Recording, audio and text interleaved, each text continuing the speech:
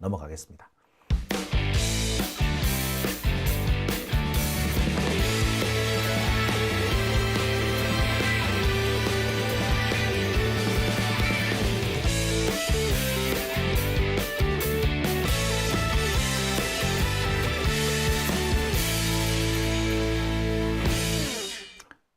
네, 오밤중의 뉴스 함께하고 계십니다. 자, 세 번째 주제는요, 제가 여러분들하고 좀 소통을 하면서 이렇게 좀 말씀을 드릴 수 있는 그런 주제로 준비를 해봤습니다. 물가 얘기예요. 물가 요즘 정말 많이 올랐죠. 특히 생활 물가가 많이 올랐습니다. 속칭 장바구니 물가라고 하죠. 뭐 5점 몇 %가 올랐다라고 하는데 우리가 느끼기로는 5점 몇 %가 아니라 50% 이상 오른 것 같습니다. 물가 계산하는 게 원래 그래요. 생활 물가라는 것도 뭐 50 몇 가지 품목에 뭐 500가지, 600가지 그 기준점을 가지고 조사 그 자료를 가지고 평균을 내서 그래서 이 물가 지수를 냅니다. 그러니까 어떤 물건은 되게 많이 올랐을 수 있고 어떤 물건은 안 올랐을 수도 있고 또 어떤 물건은 내렸을 수도 있어요. 그러면 사람에 따라서 느끼는 이 체감 물가는 크게 다릅니다. 하지만 요새 같은 경우 보면은 물가가 5% 올랐다고 하지만 우리가 볼 때는 5% 이상 오른 것 같아요. 왜? 생활비가 그만큼 많이 들어가는 게 티가 확 나지 않습니까? 자, 대파값만 오른 게 아니에요. 지금 윤석열 정권 2년 동안 솔직히 안 오른 게 없을 정도입니다.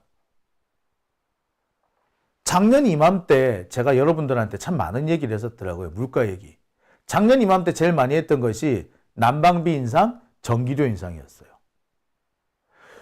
당시 윤석열 정권은 도시가스 요금이라든지 지역 난방 요금을 대폭 올려버렸습니다.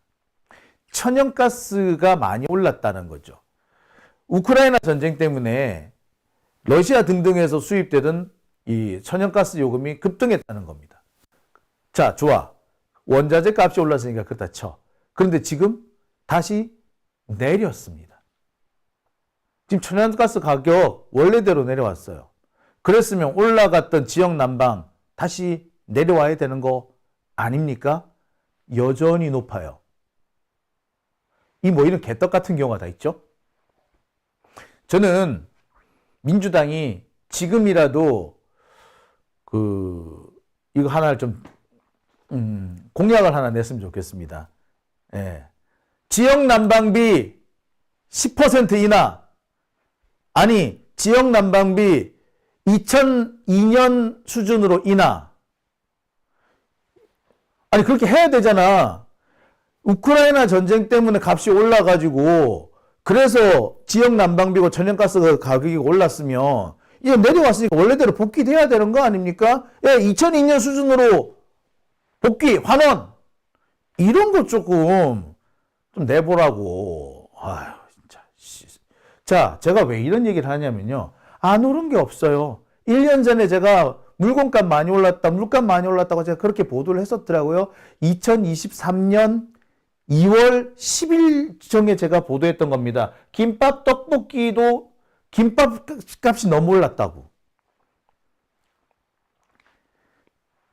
그런데 작년에 비해서 올해는 또 올랐죠. 작년에 김밥 한 줄 가격이 얼마? 4,000원이었어.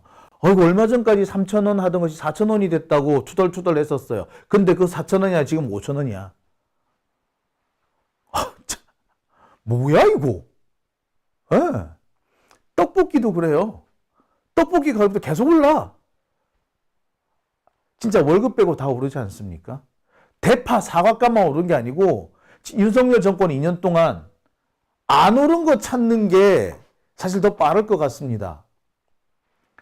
이 사진 혹시 여러분 기억하십니까? 이 충격을 줬던 사진.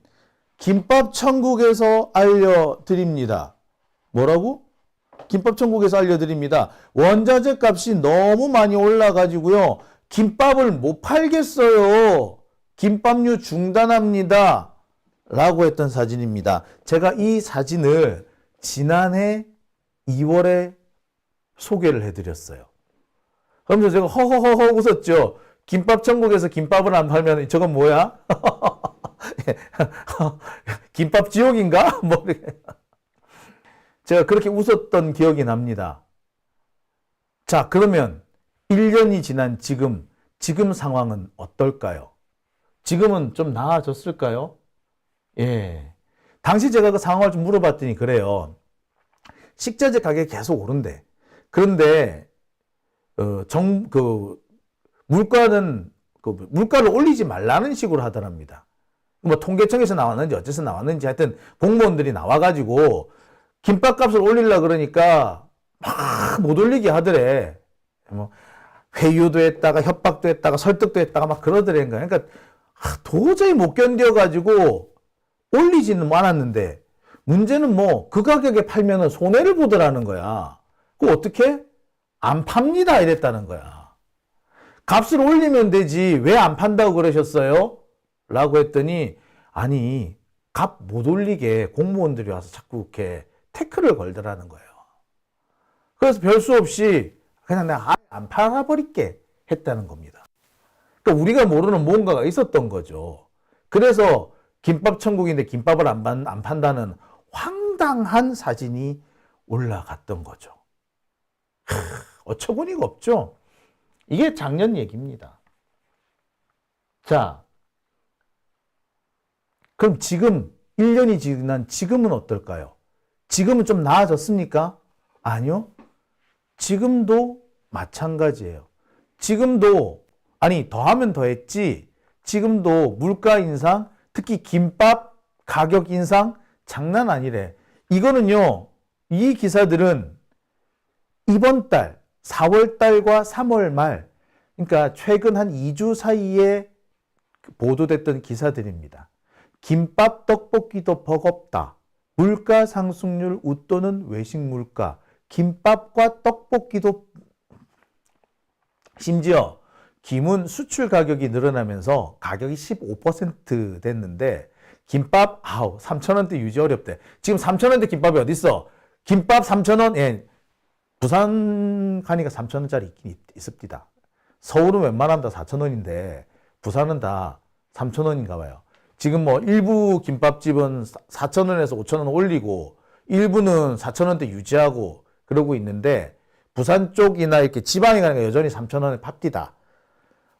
서울 쪽 회사 그 김밥집 같은 경우에도 5,000원대로 하려니까 너무 파는 사람도 미안하더래. 그래서 5,000원은 참아 못하고 4,800원에 판답니다. 여하튼 이렇게 많이 올랐어요. 김밥, 떡볶이 가격까지 올라가는 이 황당한 상황입니다. 자, 이것뿐만이 아니에요. 삼겹살, 냉면, 비빔밥 가격이 올랐답니다. 심지어 화장지, 라면값도 올랐답니다. 지금 제일 많이 값이 오른 게 비빔밥 값이래요. 왜? 야채가 많이 들어가잖아. 야채가 지금 다 올랐잖아. 풍기. 가격이 오른 거예요. 자, 자, 여기도 보세요. 삼겹살, 냉면, 김밥. 가격도 올랐대잖아. 자, 그래서 지금 김밥 플러스 라면 얼마? 8,000원. 김밥 하나에 라면 하나 먹으면 8,000원이래요. 정말 가볍게 좀 주머니가 가벼운 사람들조차도 쉽게 먹을 수 있는 가격이 그게 김밥과 라면 아니었습니까? 그런 가격을 유지했잖아요. 그런데 지금 그게 지금 8,000원이래. 김밥 더하기 라면이 8,000원이래. 야, 참. 이거 우리 보고 살라는 거야, 죽으라는 거야? 이거 살라는 거예요, 죽으라는 거예요. 자, 먹는 것만 올랐느냐고요? 아니요. 딴 것도 올랐습니다. 자, 여러분 제가요, 작년 이맘때 그 목욕탕 얘기를 같이 했더라고요. 그러니까 김밥, 떡볶이 얘기하면서 목욕탕 얘기도 같이 했었디다. 목욕탕이 지금 여기도 연료비가 너무 많이 올라가지고 수도세하고 연료비가 너무 많이 올라가지고 목욕탕들이 폐업을 했는데요. 예, 목욕탕이 문 닫는다라는 기사를 제가 작년에 보도를 했었더라고요. 난방비, 수도세, 전기세가 무려 50% 이상 급등하는 바람에 2022년에 1,000만 원 들던 것이 작년 2023년에는 1,600만 원, 올해는 거의 2,000만 원 가까이 든답니다. 2년 사이에 원가가 2배가 늘어난 거야. 근데 목욕비는 2배로 못 늘리지. 시장 가격이라는 게 있잖아. 그렇잖아요. 여러분 갑자기 목욕값이 2배가 오르면 여러분 목욕탕 가실래요? 안 가고 그냥 집에서 씻고 말지. 목욕탕을 가는 게 뜨뜻한 탕에 담궈가지고 그 기분 때문에 가는 거잖아. 목욕을 못해서가 아니고. 그런데 뭐? 그 목욕탕 가격이 2배가 올랐으면 여러분 가시겠어요? 못 가잖아. 안 가잖아. 그러니까 목욕탕은, 손님이 없어져가지고 결국 또 문을 닫는 거예요. 지금 상황이 그렇답니다. 보시다시피 작년에 제가 이렇게 보도를 했었어요. 원래 3,800만 원 들던 운영비가 5,800만 원, 거의 2배 가까이 올랐다. 그리고 올해는 진짜 2배 이상 든다. 라는 겁니다. 지금 상황이 그래요. 작년 1월 이후에 난방비, 수도세, 전기세가 또 한 번 올랐잖아요. 그죠? 그러니까 지금은 더 많이 들겠죠. 그래서 지금 상황이 어떻게 된 상황? 너도 나도 문을 닫고 있답니다. 옛날부터 목욕탕 집은 그 동네 유지잖아. 그랬는데 유지들이 유지를 못해서 문을 닫고 있답니다. 부산과 대구에는 목욕탕의 절반가량이 이미 휴업 폐업을 했대. 작년 이맘때 40% 정도가 휴업 폐업했다고 했으니까 지금 이미 절반 이상으로 넘어갔을 거랍니다. 재밌는 거는요. 폐업을 하고 싶은데 폐업도 못한대. 왜? 폐업을 하기 위해서 들어가는 돈이 엄청나게 많기 때문입니다. 연료비가 급등하면서 도저히 이 목욕탕을 운영하기가 어려운데, 그래서 폐업을 하고 싶은데 폐업도 못 하겠대. 왜? 폐업하는 데 들어가는 비용이 억대로 들어간대요. 억대 폐업 비용 때문에 휴업만 하고 있대요. 목욕탕 같은 경우는 아시다시피 이게 시설을 갖춰야 되잖아요. 굴뚝도 있고 보일러실도 있고 각종 수도, 그 다음에 또 설비들이 있잖아요. 옷장 같은 거 있잖아. 이거 다 폐업하려면 다 버려야 될 거 아니에요. 버리는 것도 돈이래. 철거하는 것도 돈이래. 폐업하고 철거하고 그거를 팔아야지, 또는 뭐 다른 데 임대를 줘야지, 그래야지 이게 뭐 돈이 돌아갈 건데, 폐업하고 철거를 못 하는 거야, 지금 상황이. 어떻게? 그냥 폐업도 못 하고 철거도 못 하니까 그냥 그대로 있는 거예요, 그냥. 문은 닫아 놨는데. 그게 지금 목욕탕들의 상황이더라는 거예요. 이런 데가 천지랍니다. 자, 뿐만 아닙니다. 목욕탕들이 하도 문을 많이 닫다 보니까 동네 목욕탕이 없어져가지고 너무 동네까지 원정을 가는 일까지 생기고 있다는 소리가 들립니다. 자, 이거 정말 남의 나라 얘기 같아요. 이거 제가 대학 다니고 할 무렵에 아르헨티나가 이렇다더라, 브라질이 이렇다더라, 제가 그렇게 들었던 얘기거든요. 근데 브라질이나 아르헨티나가 아니라 대한민국에서 이 얘기를 들을 줄은 꿈에도 생각을 못했습니다. 자, 김치국수님, 목욕탕 안 간 지 40년 넘으셨어요? 저도 보니까 목욕탕 안 간 지 좀 된 것 같기는 해요. 그러니까 뭐 사실 집에 목욕 시설이 잘 갖춰져 있으니까 뭐 목욕탕 안 가는 게 어느 정도는 뭐 그럴 수도 있어요. 그래서 목욕탕이 이제 점점 그 시대의 뒤안길로 물러나는 건 맞는데 지금 폐업을 하고 싶어도 폐업을 못 한다는 이런 상황은 되게 너무 좀 당황스러운 상황 아닌가요? 참 지금 뭐라고 말을 해야 될지 모르겠습니다. 그러니까 물가가 오른다고 해서 자영업자들이 좋아하실 것 같죠? 아니요. 물가가 오른다고 해도 물가가 올라도 자영업자들이 좋아하지 않는다라는 겁니다. 왜냐? 물가가 올라서 수익이 늘면 괜찮은데 원래 시장이라는 게 그렇지 않습니까? 물가가 오르면 안 팔려요. 안 팔리면 어떻게? 수익이 안 납니다. 수익이 안 나면, 뭐 여러분들도 잘 아시다시피, 그러면, 가격을 올리나 마나 아닙니까? 대표적인 게 사실 여러분들 아시다시피 그거예요. 택시비잖아, 택시비. 우리 택시값 자꾸 올리죠. 근데 택시값을 올리면요, 택시 운전하시는 분들은 싫어하신대요. 왜? 손님들이 안 오기 때문에. 손님들이 팍 준대요. 그게 되게 싫어하신대요. 근데 택시비를 올리자고 하는 건 택시 그 운송하는 사람, 택시 회사들만 올리려고 그러는데. 왜 택시를 안 탈까 했습니까? 비싸니까. 그거 탈 바에는 차라리 택시가 뭐 요즘 버스나 뭐 지하철보다 빠른 것도 아니고 내가 좀 몇 발만 거들면 되니까 택시를 안 타는 거예요. 상황이 그렇습니다. 똑같은 일이 지금 다른 데도 다 마찬가지로 벌어지는 거죠. 그러니까 물가가 오른다고 해서 자영업자들이 좋은 게 아니라 물가가 올라봤자 자영업자들은 빈손인 거예요, 계속. 그러니 짜증이 나시겠죠. 올리자고도 못하겠고 안 올리자고도 못하겠고 이런 경우를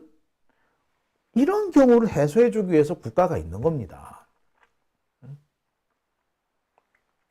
물가를 어쩔 수 없이 올려야 되면은 물가가 올라가지만 계속 쓸 수 있게끔 경제가 돌아갈 수 있게끔 조치를 취해 주는 게 그게 국가 아닙니까? 그게 아니면 값을 올리지 않고 버틸 수 있도록 지원해 주는 거 이게 정부의 역할 아니에요? 그걸 안 하고 있는 거지. 왜? 할 줄 모르니까. 무능하거든. 장모를 비호하고 지금 마누라 주가 조작한 거 숨겨주는 거에는 유능할지 몰라도 민생에는 무능한 거 이게 윤석열 정권 아닙니까? 줄리를 지켜주는 데는 유능하지만 장모를 지켜주는 데는 유능하지만 민생에는 무능한 정권 이게 지금의 윤석열 정권입니다. 김건희 주가 조작, 잔고 증명서 위조, 양평고속도로 이런 문제가 있을 때 한동훈 그 나불대는 주둥아리로 무슨 짓을 했습니까? 국민들의 눈과 귀를 속이고 언론은 거기에 부화내동해서 김건희 주가 조작, 장모, 잔고 증명서 위조, 양평고속도로 여론 조작에 앞장서줬죠. 그랬던 윤석열과 한동훈 적폐 언론들이 지금 물가 인상 그리고 자영업자들의 고통, 서민들의 고통에 과연 무엇을 하고 있습니까?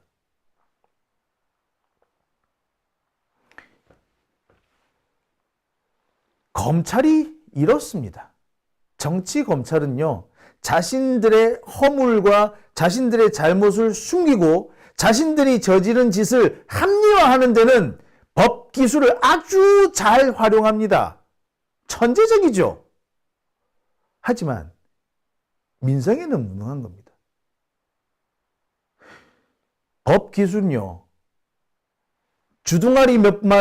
주둥아리로 있는 것을 없다고 하고 흙을 백이라고 우길 수가 있지만 민생은 무언가를 만들어내야 되거든. 즉 주디만 살아있는 정치 검사들이 뭘 하겠습니까? 그게 지금 대한민국의 현실이고요. 우리가 지금 저들과 맞서 싸워야 하는 이유가 여기 있는 겁니다. 열받네. 제가 어느 분 뭐 선거운동을 좀 해주고 싶을 정도야 지금. 내가 이 얘기를 하고 싶어가지고 진짜 아우 열받아 씨. 자, 여러분 이제 얼마 남지 않았습니다. 주변에 있는 분들한테 설득을 해 주십시오.